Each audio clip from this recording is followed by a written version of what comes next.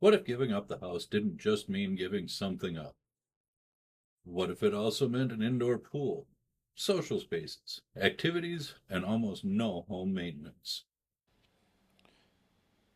If you're searching for Ramsey senior housing, you may be surprised by how different today's senior apartments are from an ordinary apartment building.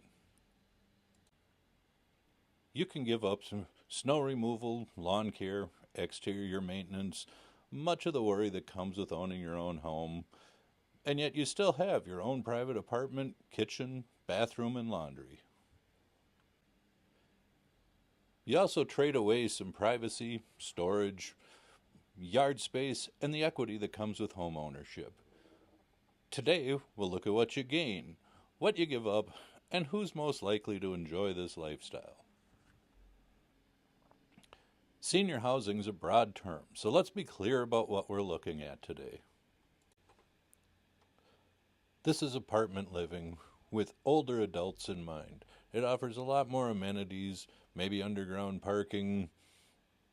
It's certainly accessible building design, a lot of shared amenities, organized activities, elevators. This is not assisted living. This is not termed the independent living like at a facility. This is you live in an apartment with a lot of social activity and a lot of amenities. Depending on the community, they have age requirements and they have um, different services, different lease terms, different amenities. You'll want to weigh each individual facility for its own. All in all, residents have their own apartments and manage their own day-to-day lives. Senior housing is a broad term, so let's be clear what we're looking at today. This is independent apartment living with older adults in mind.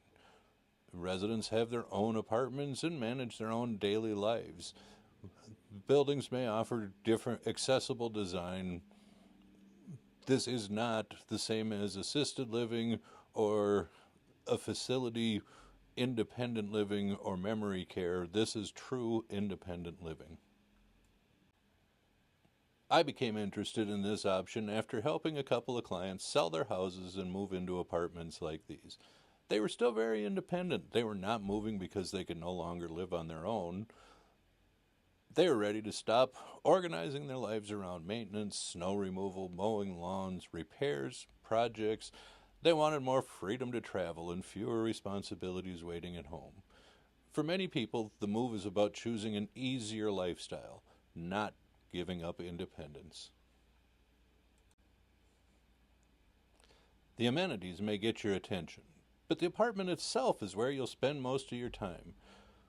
Compare the one-bedroom and two-bedroom layouts, or they've even got studio options, based on the way you actually live, not only the square footage. Consider furniture placement, closet and kitchen storage, a home office, hobbies, and overnight guests. Think through the entire grocery route, from the parking area, building entrance, elevator, hallway, and apartment door. A floor plan can feel spacious on paper, but your current furniture and belongings still need a realistic destination. Where this style of living really shines and has its clear advantage over owning your own house is the ability to travel. There is no lawn to mow, no driveway to shovel, roof to replace, or any other projects to waiting for spring. You can lock the door and leave without arranging lawn care or worrying about what's happening outside the house. Some senior apartment buildings offer indoor and outdoor parking. This varies, should be concerned. You still handle your belongings and normal housekeeping, while the building carries the larger maintenance burden. The amenities are a major part of what you're paying for, but they only have value if you actually use them and they fit the way you live.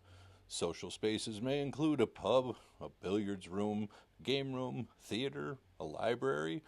Hobby spaces may include a craft room, computer studio, a golf simulator, and a shared workshop. Fitness and wellness spaces may include a workout room, a yoga studio, and an indoor pool. A dog wash can be a real convenience, especially during a Minnesota winter. Ask yourself honestly, would you use these spaces? Or would you mainly stay in your apartment? Ask how active the calendar really is, who organizes activities, and how many residents participate. For some people, the biggest benefit isn't the lack of maintenance, it's having other people nearby. Activities in shared spaces can make it easier to meet people without planning every interaction. That can be valuable after leaving a long-time neighborhood, retiring, or losing a spouse. Participation's optional. You can join when you want and return to your own apartment when you do not. The trade-off is in a shared building, hallways, common spaces, neighbors, and possible noise. Apartment location matters. Ask what's near the elevators, gathering spaces, trash rooms, and busiest traffic areas. For many longtime homeowners, the hardest adjustment is not the apartment. It's everything that no longer has a place. Ask about storage lockers, bicycles, seasonal decorations, and bulky items. Confirm the parking arrangements, guest parking, whether a second vehicle can be accommodated. A shared workshop is useful, but it's not the same as a private garage, basement shop, or collection of tools. This option may fit one spouse better than the other, especially when one is ready to simplify and the other is still attached to the yard, garage, or hobbies. The rent may look expensive, especially if your house is paid off, but the mortgage payment is not the full cost of owning a home. Compare rent with property taxes, insurance, utilities, lawn care, and the amount of effort that's going into snow removal, repairs, all of the other stuff. Remember that rent can increase, and you're no longer building home equity. This is not automatically cheaper. It's a cash flow and lifestyle decision. These apartments may be easier to live in for many years, but that does not necessarily mean care will be available when you need it. Wide hallways, accessible bathrooms, in-unit laundry, elevators, indoor parking can remove many of the physical barriers, but look beyond today. Shower access, bathroom space, door width, mobility devices, and emergency procedures. Remember, this is true independent living. Some people can bring in outside services. Others eventually need to move to more independent living with assisted living or even memory care. That distinction will be covered in a future video about a different type of facility. As always in this series of videos, let's score the senior apartment living in the same 6 categories as the other housing options in this series. First up is maintenance.